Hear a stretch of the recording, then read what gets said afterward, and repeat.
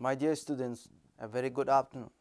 Today I am going to talk about the powers and the function of State Human Rights Commission.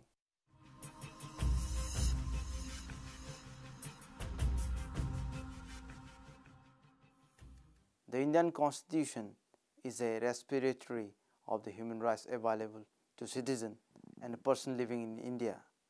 The majority of these rights are available against the state, and it is the duty of the state to guarantee the protection of this right. The Constitution also set out the manner in which this right can be enforced.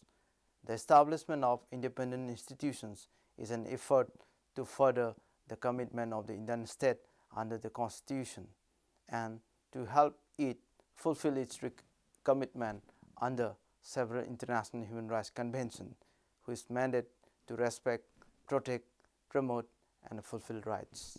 The enactment of Protection of Human Rights Act 1993 paved the way for the creation of National Human Rights Commission as well as the Human Rights Commission in various states in the country. According to the statement of objects and reasons of the Act, the National Human Rights Commission and the State Human Rights Commission were constituted for better protection of human rights. The National Human Rights Commission has urged all states and the Union Territories to constitute State Human Rights Commission as advised by Section 21 of the Protection of Human Rights Act 1993. Under a federal system such as ours, it is evident that a concrete responsibility must rest with individual states both to promote and protect human rights and to redress grievances. The decentralization of the complaint disposal mechanism thus becomes a necessity, not least so as to provide a redressal mechanism that is readily accessible and inexpensive in terms of time and cost. Following appeals by the National Human Rights Commission and discussion with it, a number of states have decided to set up state human rights commissions. In India, we have 23 state human rights commissions so far.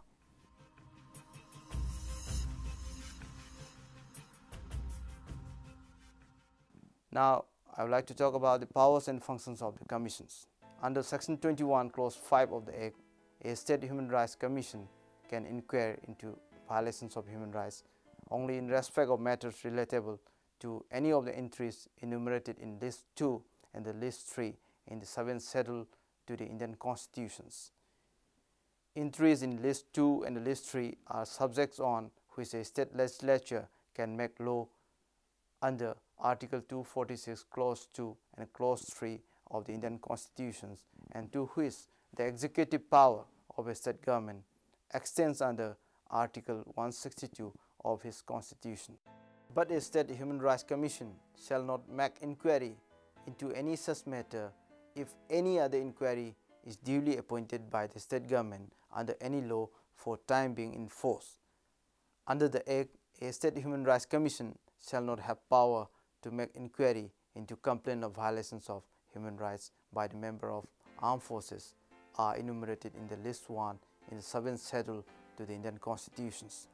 These are matters on which the Parliament can make law under Article 246, Clause 1 of the Indian Constitution, and to which the Union executive powers extend under Article 73 of the Constitution. Under Section 29 of the Act, in making inquiry into complaints of violations of human rights, a State Human Rights Commission shall follow the same procedure as is followed by the National Human Rights Commission and shall also exercise the same power as are exercised by the latter, and omitted certain clauses. The provisions of Section 9, 10, 12, 13, 14, 15, 16, 17 and 18 of the Act are applicable to the said Commission. Section 12 of the Act lays down the functions of the Commission. The Commission shall perform all or any of the following functions against the violations of human rights within the state, namely, inquire suo motu or on a petition presented to it by a victim or any person on his behalf or on a direction or other of any court into complaint of violations of human rights or abatement thereof or negligence in the prevention of such violation by a public servant, intervene in any proceeding involving any allegation of violations of human rights pending before a court with the approval of such court.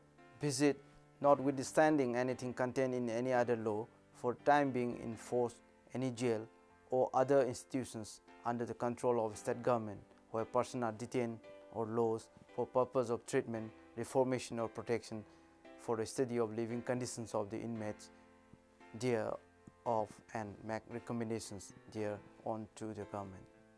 Review the safeguards provided by or under the Constitution or any law for the time being in force for the protection of human rights and recommended measures for this effective implementation. Review the factors including acts of terrorism that inhibit the enjoyment of human rights and recommendations appropriate remedial measures. Undertake and promote research in the field of human rights. Spread human rights literacy among various sections of society and promote awareness of the safeguard available for the protection of these rights through publications, the media, seminar and other available means. Encourage the effort of non-governmental organizations and the institutions working in the field of human rights, such other function as it may consider necessary for the protection of human rights. The Commission also has the capacity to intervene in any proceedings involving any allegations of violations of human rights pending before a court with the approval of the court. Besides, the Commission has been specifically empowered to approach the Supreme Court or High Court concerned for such directions, order or writs as the court may deem necessary. Such provisions have been found to be considerable value. In order to discharge the aforesaid functions of the Commission, certain procedures and regulations are followed by it. The Commission convenes its meeting at the discretion of the chairperson and also regulate its own procedures and rules.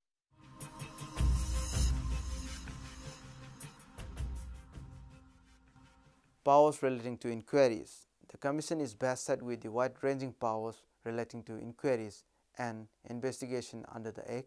The Commission shall, while inquiring into complaints under this Act, have all powers of a civil court trying a suit under the Code of Civil Procedure 1908, and in respect of the following matters, namely, summoning and enforcing the attendance of witness and examining them an oath, discovering and the production of any document, receiving evidence on affidavit, requisitioning any public record or copy thereof from any court of office, issuing commissions for the examination of witness or document, any matter which may be prescribed.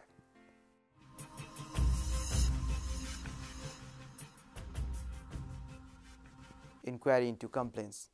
The Commission, while inquiring into the complaints of violations of human rights, may call for information or report from the state government or any other authority or organization subordinate thereto within such time as may be specified by it, provided that if the information or report is not received within the time stipulated by the Commission, it may proceed inquiry into the complaint on its own.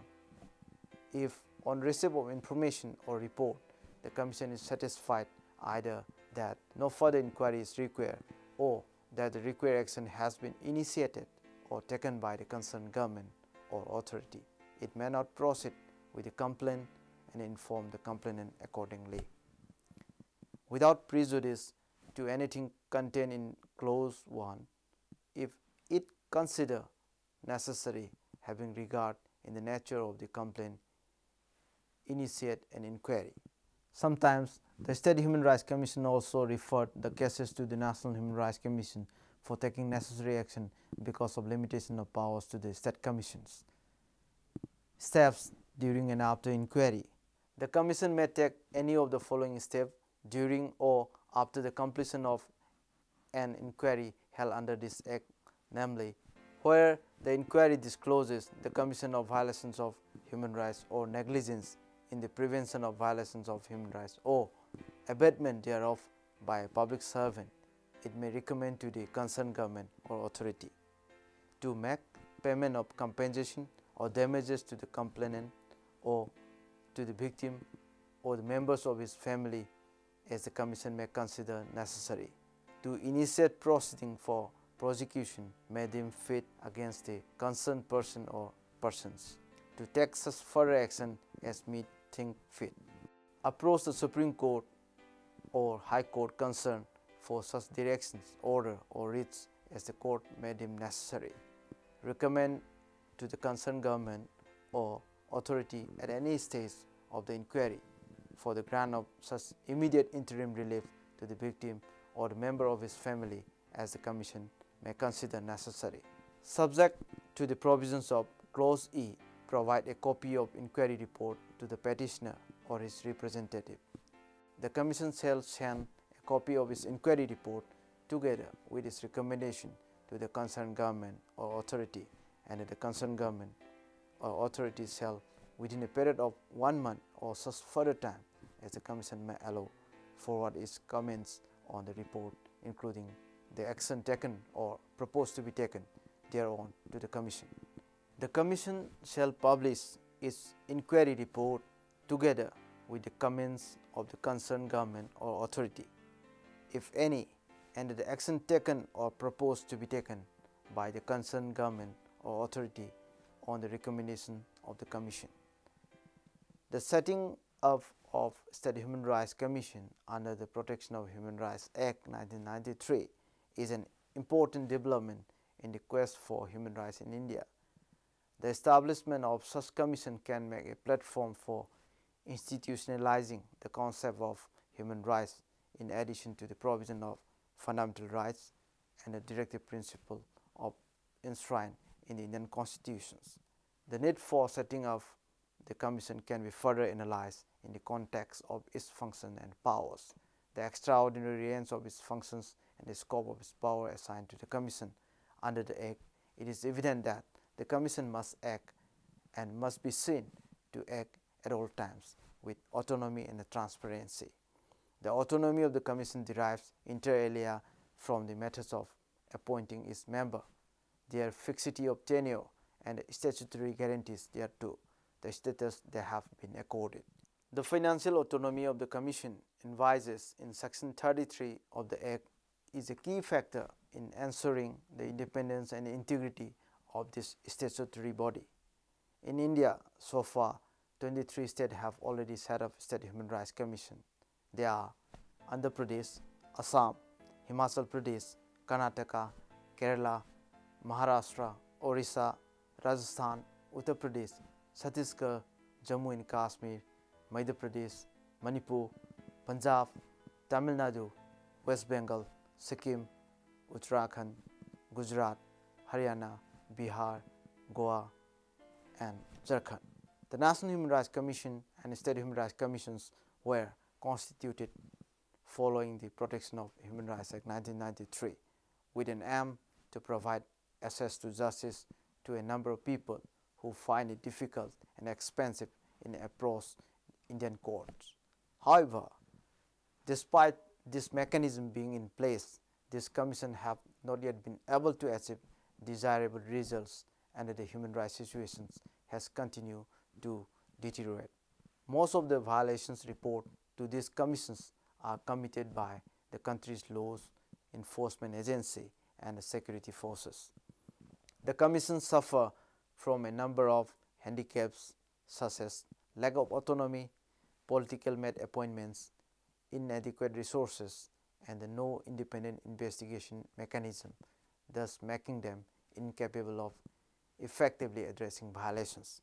Over the year, there has been a huge trust deficit between this commission and the people in general and the rights group in particular. The country's image as a vibrant democracy will be at stake if such institutions fail to live up to people's expectations.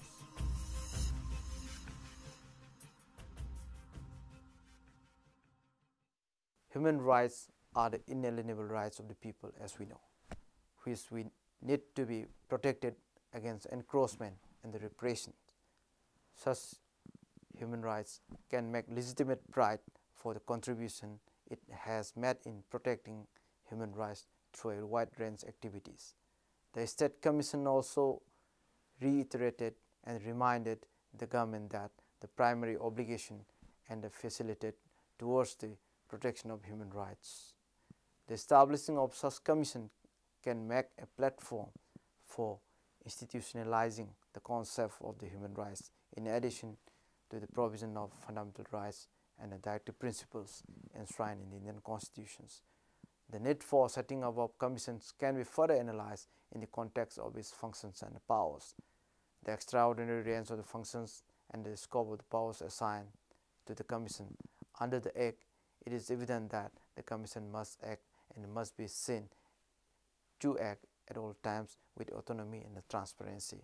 In fact, the creation of State Human Rights Commission can be an important mechanism to strengthen human rights protection in India.